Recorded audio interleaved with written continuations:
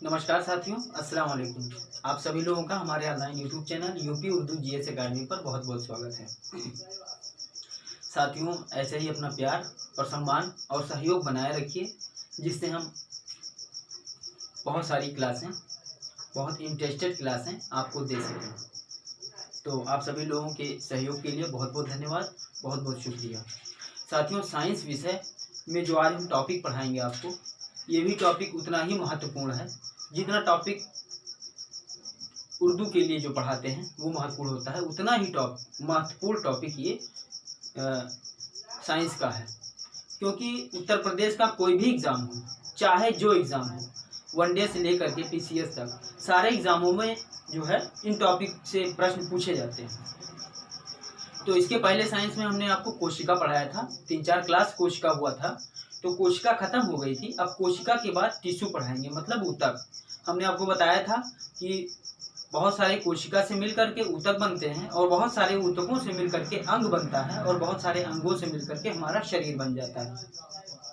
तो सबसे छोटी इकाई कोशिका थी जो हमने आपको पढ़ाई, 3-4 दिन क्लास करके वो पढ़ाई खत्म हुआ। अब उसके बाद हम टिश्यू पे आते हैं, मतलब ऊतक पे। ऊतक है क्या चीज़, पहले इस चीज़ को समझते हैं। तो पहले ऊतक की जो है एक छोटी सी परिभाषा देख लेते हैं कि कोशिकाओं का एक ऐसा विशिष्ट समूह, समझिए बहुत ही इंपॉर्टेंट क्लास है। एक बार जब इसको आप समझ जाएंगे ना, तो कभी फिर दोबारा इसको पढ़ने की जरूरत नहीं पड़ेगी, आपके दिमाग में छप जाएगा। कोशिकाओं का एक ऐसा विशिष्ट समूह जो संरचना की दृष्टि से, कार्य की दृष्टि से और उत्पत्ति की दृष्टि से समानता रखते हैं, ऊतक कहलाते हैं। ठीक है, इसमें कोशिकाओं का समूह आया, मतलब बहुत सारे कोशिकाओं से मिलकर के ऊतक बनता है। तो कोशिकाओं का एक ऐसा विशिष्ट समूह जो कार्य की दृष्टि से, संरचना की दृष्टि से और उत्पत्ति की दृष्टि से समानता रखते हैं, ऊतक कहलाते हैं। ठीक है, ऊतक के अध्ययन को क्या कहा जाता है, वनडे क्वेश्चंस में पूछा जाता है, वनडे पेपर में, कि ऊतक के अध्ययन को क्या कहा जाता है। 4 विकल्प दे दिए जाते हैं और उसमें से आपको सही टिक करना रहता है।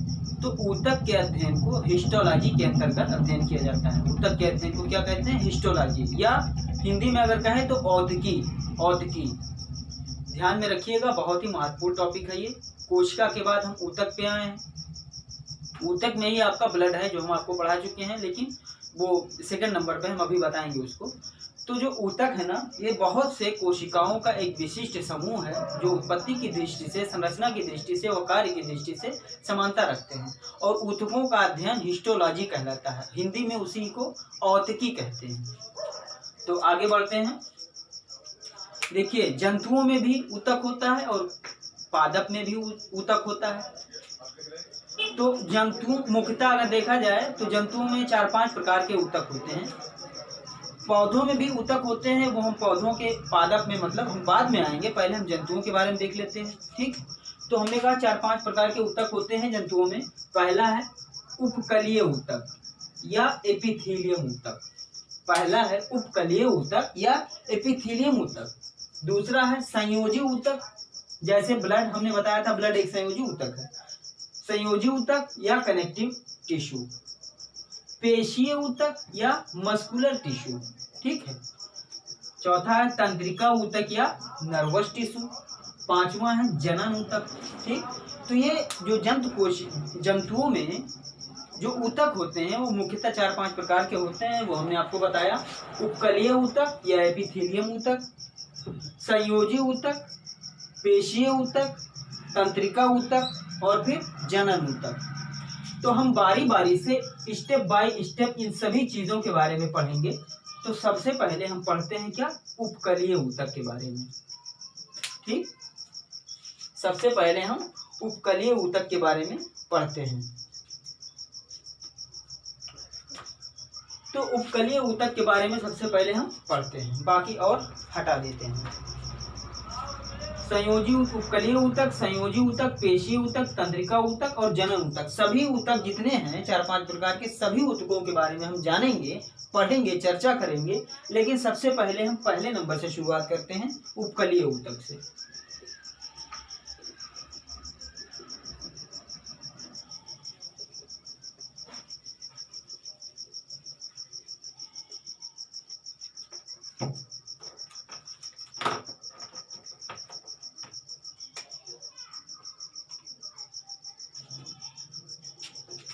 तो पहले पॉइंट में लिखिए शरीर के सभी स्वतंत्र,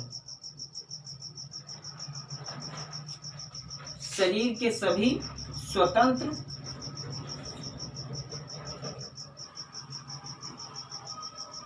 एपिथेलियम, एपिथेलियम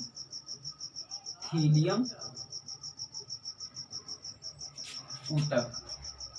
इसका मतलब हम आपको समझाएंगे, ऐसा नहीं है कि लिख दिए तो लिख दिए, समझते भी चाहिए।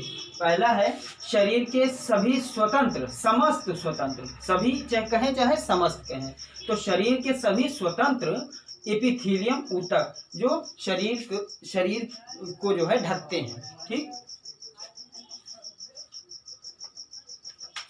जो सतहों को ढकते हैं, सतहों को ढकते हैं, ठीक। दूसरे पॉइंट में लिखिएगा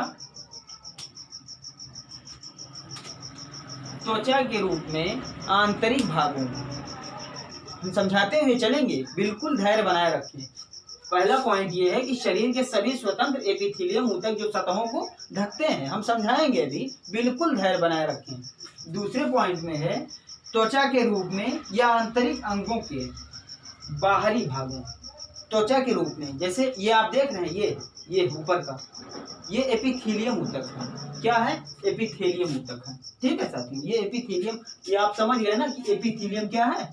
शरीर के समस्त स्वतंत्र एपिथेलियम, ये शरीर को ढक रहा है ना, तो ये क्या है? ये ऊतक है, एपिथेलियम ऊतक है, ठीक। उसके बाद में त्वचा के रूप में या आंतरिक भागों के बाहरी दीवारों, जैसे हम बता रहे हैं त्वचा के रूप में, त्वचा के रूप में या आंतरिक दीवारों के रूप में। अब आंतरिक दीवारों क्या है? जैसे श्वास नली,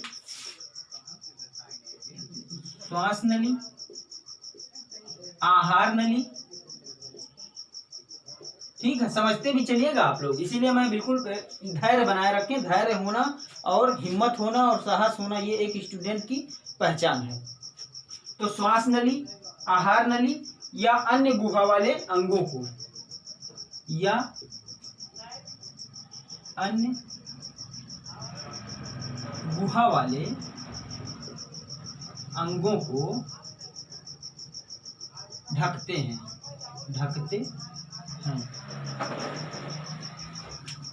तो आप समझ गए होंगे, श्वास नली, आहार नली या अन्य गुहा वाले अंगों को ढकते हैं। और हमने बताया ही कि शरीर का जो बाहरी स्वतंत्र रूप से एपिथेलियम ऊतक जो है, ये भी एक ऊतक है जो आपके शरीर को ढकता है, ठीक है। और अगले पॉइंट में लिखिएगा कि जो मानव शरीर का सबसे बड़ा अंग है त्वचा, जो मानव शरीर का सबसे बड़ा अंग है, ये जो त्वचा है बाहर वाली आपकी पूरे शरीर को ढके हुए है, तो ये सबसे बड़ा अंग हो गया, ठीक। त्वचा जो मानव शरीर का सबसे बड़ा अंग है, उपकलीय ऊतक का एक अच्छा उदाहरण है। उपकलीय ऊतक का अच्छा उदाहरण है।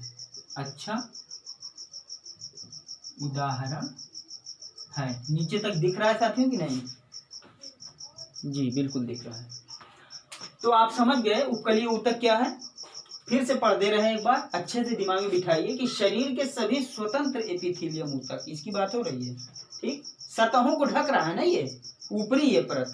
उसके बाद त्वचा के रूप में या आंतरिक दीवारों, जैसे श्वास नली हो गया, आहार नली हो गया, ठीक है, और अन्य गुहा वाले अंगों को जो ढकता है।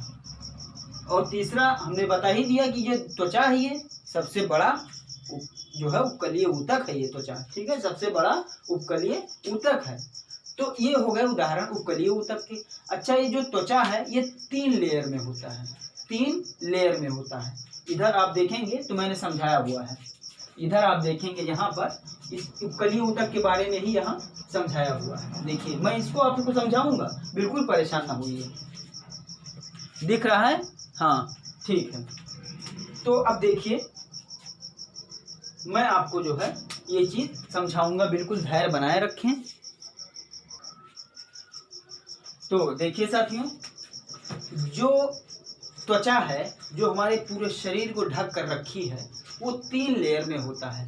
इसका पहला लेयर है एपिडर्मिस लेयर, सेकंड लेयर है डर्मिस लेयर और थर्ड लेयर है हाइपोडर्मिस लेयर। तीनों चीज़ों के बारे में मैं अलग अलग आपको बताऊंगा। तो ये है सबसे पहला लेयर है एपिडर्मिस लेयर, जो मृत कोशिकाओं से बना होता है, जो मृत कोशिकाओं से बना होता है। और इनमें एक प्रोटीन पाई जाती है जो अघुलनशील प्रोटीन होती है, ठीक है, जो जल में अघुलनशील प्रोटीन होती है। उसका नाम भी मैं बताऊंगा आपको, किरेटिन प्रोटीन। कोई पूछ ले कि त्वचा के ऊपरी सतह पर ये फर्स्ट लेयर में कौन सी प्रोटीन पाई जाती है, तो किरेटिन प्रोटीन है जो जल में अघुलनशील है। और इसीलिए ये प्रोटीन इसीलिए पाई जाती है और चूंकि ये मृत कोशिका से बना होता है। जो ऊपरी पहला परत है ना एपिडर्मिस लेयर, ये मृत कोशिकाओं से बना होता है। ये मृत कोशिकाओं से बना होता है इसीलिए कि इस पर बैक्टीरिया का, सर्दी, गर्मी और किसी चीज का असर ना पड़े इस ऊपरी लेयर पर, ठीक है। ये मृत कोशिकाओं का बना होता है और इसमें एक प्रोटीन पाई जाती है जो किरेटिन प्रोटीन, वो जल में अघुलनशील है। ये ऊपरी त्वचा की बात हो रही है, ये जल में अघुलनशील है और ये मृत कोशिकाओं का बना होता है, इसीलिए जल में ये अघुलनशील है, ठीक है। और जल में अघुलनशील होने के लिए इसमें एक प्रोटीन पाई जाती है कि जल में वो घुले ना। प्रोटीन का नाम है किरेटिन प्रोटीन। और चूंकि ये मृत कोशिकाओं से बना होता है पहला लेयर, इसलिए इसमें बैक्टीरिया का कोई असर नहीं होता है, कीटाणुओं का कोई असर नहीं होता है, ठीक है। तो ये मृत कोशिकाओं से बनी होती है एपिडर्मिस लेयर। और इसकी एक जो है खासियत ये भी है, इसकी एक खासियत ये भी है कि जो किरेटिन प्रोटीन होता है वो इसकी त्वचा को प्रेरित करता है। त्वचा को किरेटिन प्रोटीन इसीलिए होता है फर्स्ट लेयर में कि त्वचा को ये प्रेरित करता है कि वो मर जाए। और इसीलिए जितनी कोशिकाएं होती हैं इस फर्स्ट लेयर में सब मृत कोशिकाएं होती हैं। तो कहा जाता है कि जो एपिडर्मिस लेयर है, इस त्वचा का बिल्कुल बाहरी परत, वो मृत कोशिकाओं का बना है। इसमें एक प्रोटीन है, उसका नाम है किरेटिन प्रोटीन, ठीक। इसमें सर्दी, गर्मी, बैक्टीरिया, कीटाणु का असर बिल्कुल नहीं होता है और जल में बिल्कुल अघुलनशील है। इसकी ये विशेषता हो गई एपिडर्मिस लेयर की। अब आते हैं डर्मिस लेयर पे। डर्मिस लेयर की क्या खासियत है? अच्छा, इसमें जो है जो बाहरी लेयर है उसके एग्जाम्पल देख लीजिए आप, जैसे बाल हो गए, नाखून हो गए। किरेटिन प्रोटीन इसमें भी होता है। अगर कहीं पूछ लिया जाएगा कि बाल में कौन सा प्रोटीन है, तो किरेटिन प्रोटीन। नाखून में कौन सा प्रोटीन है, तो किरेटिन प्रोटीन, ठीक, क्योंकि ये सब मृत कोशिकाओं से बना हुआ था। जानवरों के जो खुर होते हैं, खुर, उसमें कौन सा प्रोटीन है, किरेटिन प्रोटीन, ठीक है। तो ये सब विशेषताएं आप जान लीजिए, लिख लीजिए। एक बार मैं फिर से बोल दे रहा हूँ। त्वचा प्रमुख रूप से 3 लेयर में बटा होता है। पहला लेयर है एपिडर्मिस लेयर। एपिडर्मिस लेयर की विशेषता ये है कि ये मृत कोशिकाओं से बना होता है। इनमें एक प्रकार का प्रोटीन पाया जाता है जो जल में अघुलनशील होता है और जो अन्य कोशिकाओं को मरने के लिए प्रेरित करता है। इसीलिए ये मृत कोशिकाओं का बना होता है एपिडर्मिस लेयर। और इसमें सर्दी, गर्मी, जाड़े या बैक्टीरिया का कोई असर नहीं होता है, ठीक है। और एग्जाम्पल में बाल हो गए, नाखून हो गए, जानवरों के खुर हो गए, इन सब में किरेटिन प्रोटीन ही पाया जाता है। तो एपिडर्मिस लेयर की जो खासियत थी वो आप अच्छे से समझ गए होंगे। अब आते हैं सेकंड नंबर पे, त्वचा के डर्मिस लेयर की बात हम करते हैं। त्वचा के डर्मिस लेयर की बात, तो डर्मिस लेयर में जो बाल के जड़ होते हैं वो डर्मिस लेयर में ही होते हैं। बाल के जो जड़ होते हैं इस त्वचा के नीचे सेकंड वाले लेयर में उसको डर्मिस लेयर कहा जाता है। और बालों के जो जड़ होते हैं, रों जो हमारे शरीर पे ये बाल निकले हैं, ये इसके रोएं जो हैं, ये बाल हैं, इसके जड़ इसी सेकंड लेयर में होते हैं, डर्मिस लेयर में। और यहाँ क्या होता है, यहाँ श्वेत ग्रंथियां मतलब पाई जाती हैं। श्वेत ग्रंथियां मतलब पसीने वाली ग्रंथियां, पसीना निकलने के लिए जो ग्रंथियां पाई जाती हैं वो इसी सेकंड लेयर में पाई जाती हैं, डर्मिस लेयर में। और इसकी एक खासियत है,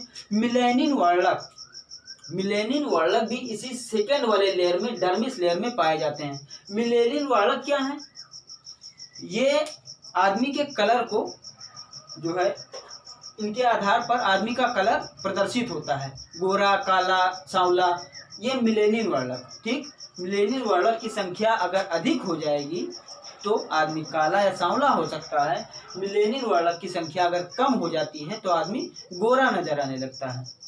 और मिलेनिन वर्णक एक खासियत और है कि मिलेनिन वर्णक जिस मनुष्य के शरीर में ज़्यादा होते हैं वो काला होता है, और उसको जो चर्म रोग होता है ना, धूप से जल जाते हैं या और कुछ, उसको ये सब नहीं होता है, कम होता है, बहुत कम मात्रा में।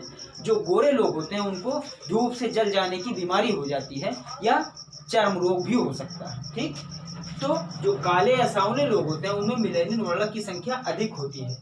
ये मिलेनिन वर्णक कहाँ पाए जाते हैं, ये मनुष्य की त्वचा के सेकंड लेयर में, डर्मिस लेयर में पाए जाते हैं। ठीक, मनुष्य का जो ये ऊपर की त्वचा है, जो उपकलीय ऊतक है, उसके सेकंड लेयर में मिलेनिन वर्णक पाए जाते हैं। और सेकंड लेयर में ही श्वेत ग्रंथियां यानी पसीने वाली ग्रंथियां पाई जाती हैं। और एक चीज और है कि जो रोएं और बाल हमारे इस त्वचा पर होते हैं, इनकी जड़ें सेकंड लेयर में ही होती हैं, तो इस तरह से आपने डर्मिस लेयर के बारे में पढ़ा। इसके अलावा अगर हम कुछ खासियत की और बात करें तो इसकी विशेषता में थोड़ी सी और है कि चूंकि जो प्रथम लेयर था एपिडर्मिस लेयर, वो मृत कोशिकाओं से बना हुआ था, लेकिन जो सेकंड लेयर है वो सजीव कोशिकाओं से बना हुआ है। और ये बहुत पतला होता है, लेकिन जानवरों में वहीं पर मोटा होता है और मनुष्य में पतला होता है। इसकी ये दो खासियत और है। आप हमेशा ध्यान में रखिएगा, जो एपिडर्मिस लेयर है वो मृत कोशिकाओं से बना है। केराटिन प्रोटीन इसी एपिडर्मिस में पाया जाता है, लेकिन वहीं पर जो डर्मिस लेयर है वो पतली होती है। ठीक, इसमें जो है सजीव कोशिकाओं की संख्या ज़्यादा होती है। ये सजीव कोशिकाओं से बना हुआ है और ये मृत कोशिकाओं से बना हुआ है। और सेकेंड लेयर यानी डर्मिस लेयर में ही श्वेत ग्रंथियाँ पाई जाती हैं। डर्मिस लेयर में ही मिलेनिन वर्णक पाए जाते हैं, जो मनुष्य का कलर निर्धारित करते हैं। तो आप डर्मिस लेयर समझ गए, एपिडर्मिस लेयर समझ गए। अब बात करते हैं हाइपोडर्मिस लेयर की। जो हाइपोडर्मिस लेयर होता है ये डायरेक्ट मांसपेशियों से जुड़ा होता है। जो इस त्वचा की तीसरी लेयर होती है, लास्ट वाली, वो डायरेक्ट मांसपेशियों से जुड़ी होती है। और इसीलिए इसमें जो है ग्रंथियां पाई जाती। कौन सी ग्रंथियां? ब्लड वाली ग्रंथियां, ब्लड वाली। ठीक,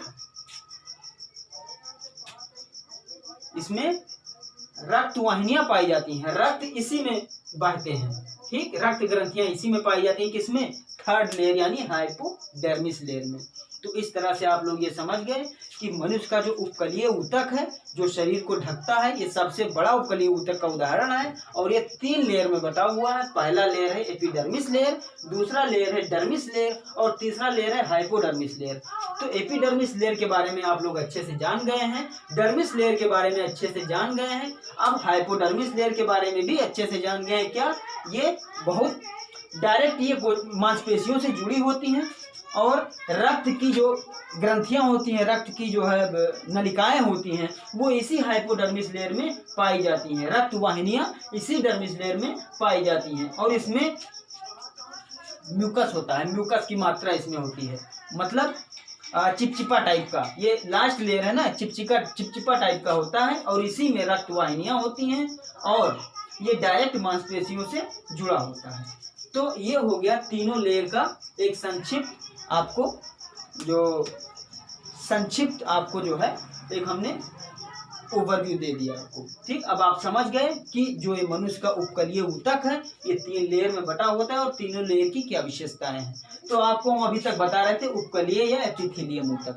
तो उपकलीय या एपिथेलियम ऊतक आप समझ गए। और उपकलीय या एपिथेलियम ऊतक जो है ये हमारे त्वचा का अच्छा उदाहरण है जो हमारे शरीर को ढके हुए है पूरा, और ये 3 लेयर में बटा होता है, एपिडर्मिस लेयर, डर्मिस लेयर और हाइपोडर्मिस लेयर। ठीक, ये चीज आप समझ गए। और साथ ही साथ समझ गए कि ऊतक की परिभाषा क्या होती है। बहुत सारे विशिष्ट कोशिकाओं का एक समूह जिनकी संरचना, कार्यात्मक संरचना, ठीक, और उत्पत्ति के संबंध में, कार्यात्मक संरचना, उत्पत्ति के संबंध में और संरचनात्मक कार्य इनका लगभग समान होता है।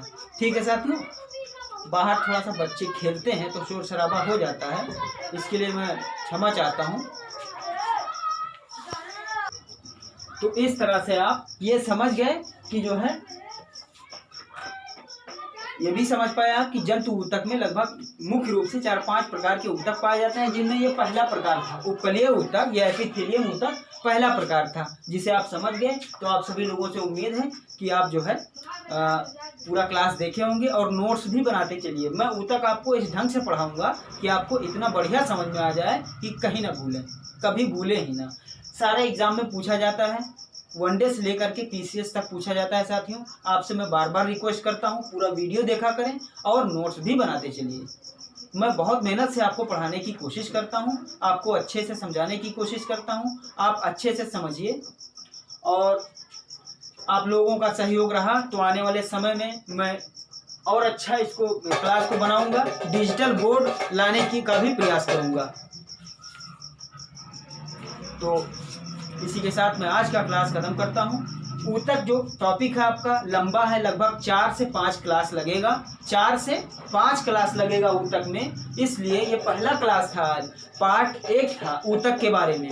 तो पूरा क्लास आप देखिएगा, लगभग 4 से 5 क्लास में मैं ऊतक खत्म कर दूंगा। तो इसी के साथ आज का क्लास मैं खत्म करता हूँ। बहुत बहुत धन्यवाद, बहुत बहुत शुक्रिया।